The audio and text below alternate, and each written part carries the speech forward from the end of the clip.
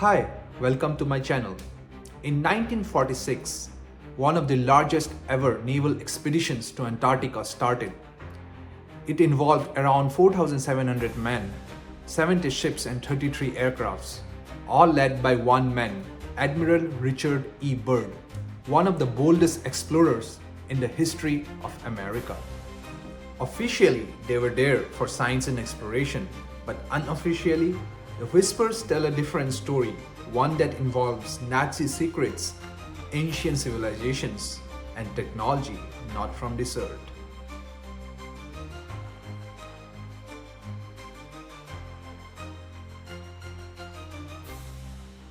Operation Highjump wasn't just another cold weather training mission.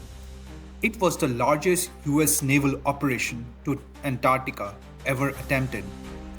Leading it was Admiral Richard Byrd, Medal of Honor recipient, decorated aviator, and the man who had flown over both the North and South Poles.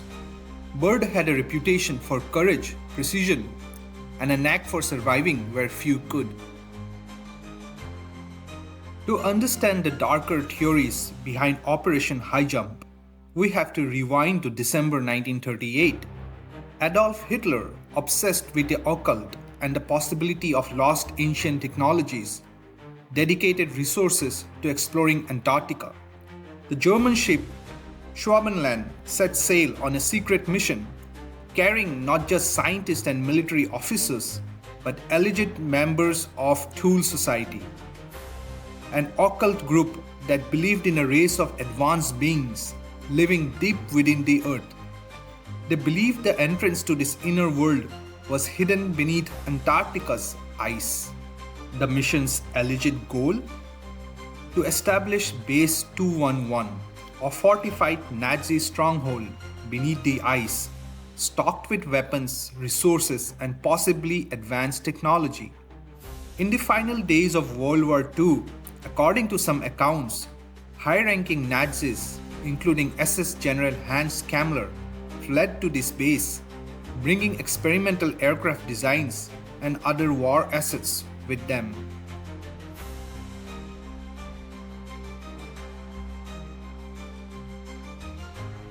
In the years that followed, reports of unidentified flying objects swarmed over South America.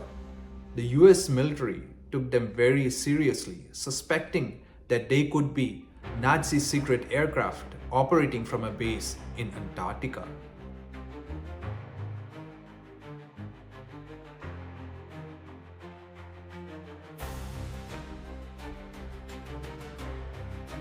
Operation Highjump officially began on December 26, 1946. The fleet included aircraft carriers, destroyers, submarines, and supply ships. The mission? Train personnel, test equipment, and map parts of Antarctica. Unofficially, some believed the objective was to locate and destroy the rumored Nazi base. Byrd's task force was split into three groups: the Eastern, Western, and Central, covering vast stretches of ice. They conducted aerial mapping, reconnaissance flights, and land operations. Conditions were brutal: sub-zero winds, whiteout blizzards, and treacherous icebergs.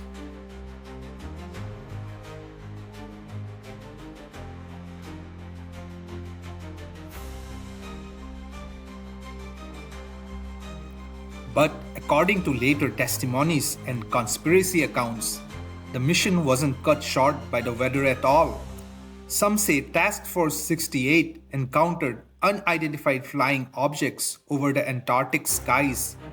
Crew members allegedly reported disc-shaped craft emerging from the water itself, silent, incredibly fast, and capable of maneuvers no known aircraft could perform. One chilling account describes these saucers darting among the ships, launching beams of energy that damaged equipment and even destroyed aircraft. In one incident, a reconnaissance plane was reportedly shot down with lives lost in the mysterious skirmish. Sailors whispered that they were being attacked by flying saucers, technology far beyond the United States' capabilities. The mission was expected to last 6 months. Instead, it ended after just about 2 weeks of active operations on the ice. Officially, the Navy blamed bad weather and accidents. But for those who believe the UFO stories, the retreat was a forced withdrawal, an admission that even America's largest naval armada could not compete with what lurked in the Antarctic.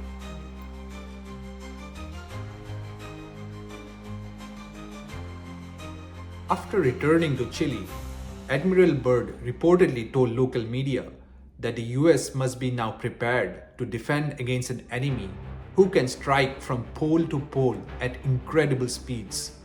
Back in Washington, he was debriefed quickly, and the official report on Operation Highjump was classified for decades.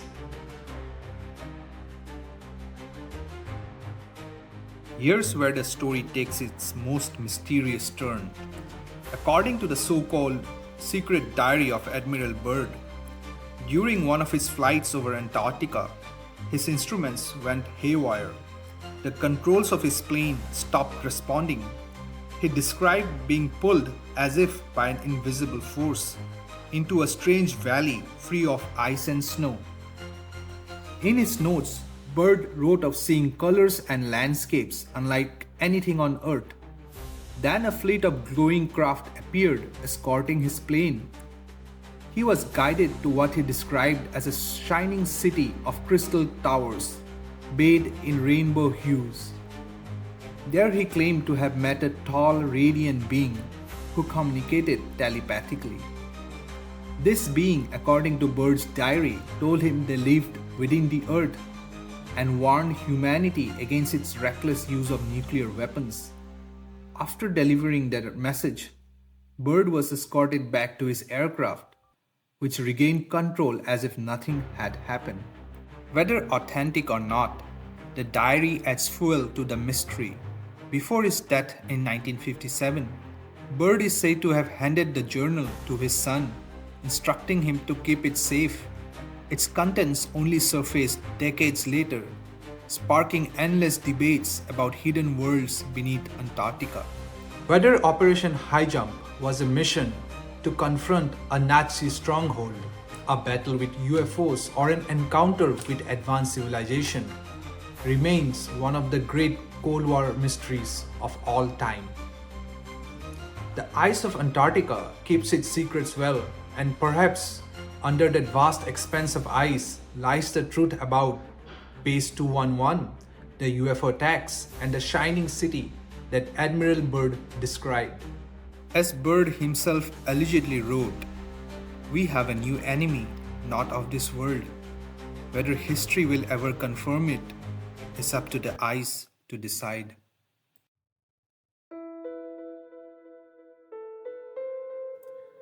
Let's talk about the verifiable facts of this whole expedition. It is 100% accurate that Byrd was a major historical figure in exploration. He was a polar explorer, a Medal of Honor recipient, and had flown over both poles. What about the Nazi connection to Antarctica? It is claimed that Hitler was obsessed with the occult, sending Schwabenland in 1938 with Thule Society members to Antarctica to establish Base 211, a secret fortress for technology.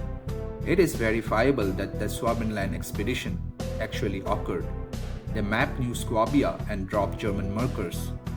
But it is highly speculative that the Thule Society and Base 21 and post-war Nazi escape to Antarctica is true.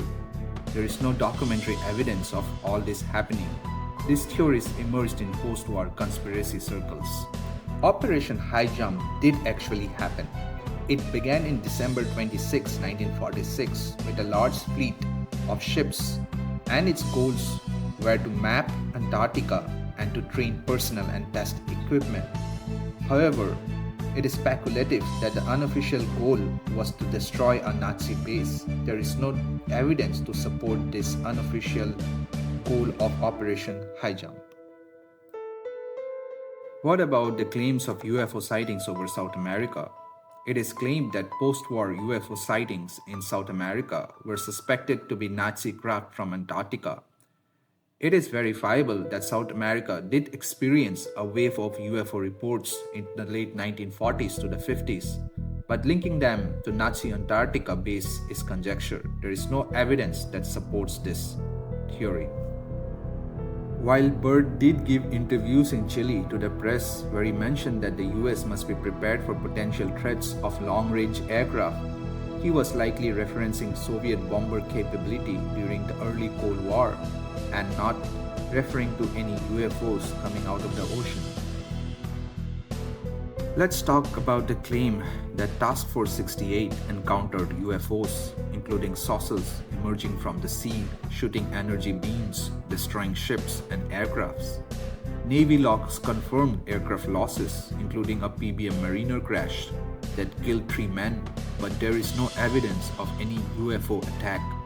Entire UFO battle narrative comes from conspiracy writers decades later. No primary documents or eyewitness testimony confirm it. What about the claim that the mission ended early, weeks versus months due to UFO encounters? While the mission did end earlier than planned, but the Navy blamed it on weather, accidents, and logistics, the UFO-driven retreat is a conspiracy explanation with no document evidence. This brings me to the most intriguing part of this whole story. It is claimed that Byrd's Secret's diary describes a flight over Antarctica where he lost control, was guided to a shining inner Earth city, and met radiant beings who warned humanity. There is no evidence of such a diary existing in official archives. The secret diary surfaced anonymously decades later and is widely seen as a hoax. This entire story fits post-Roswell UFO lore and is not supported historically. It is claimed that Byrd gave the diary to his son, which emerged after his death, sparking debate.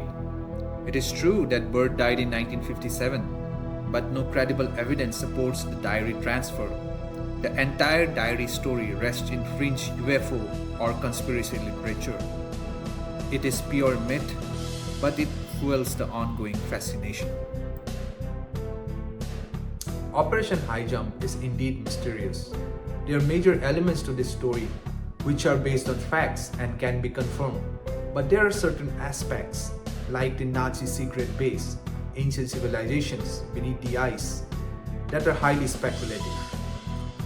But why did the US Navy send such a huge force to Antarctica at that time? I think there is more to this story than meets the eye. What do you think? Let us know in the comments.